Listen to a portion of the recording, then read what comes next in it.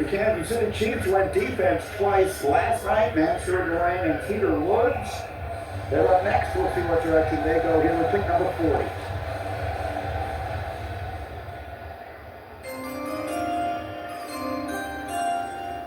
Hello, Pittsburgh, and hail to Pitt.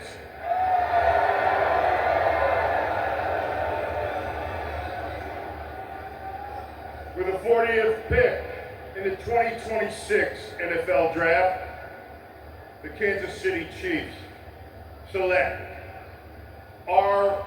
Mason Thomas, defensive end, Oklahoma.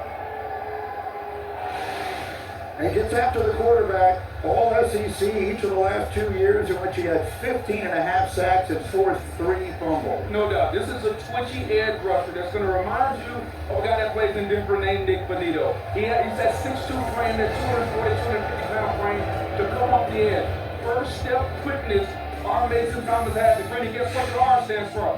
Nothing. It's just R. Mason Thomas. His get off is outstanding. I love his hand usage. You know, when you and I talk about it a lot when it comes to rushing.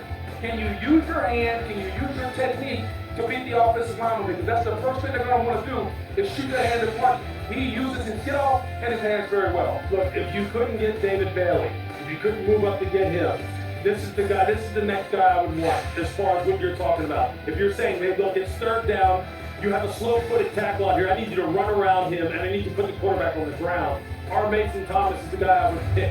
And this is the perfect complement when you think about the fact that he's drafted Peter Woods.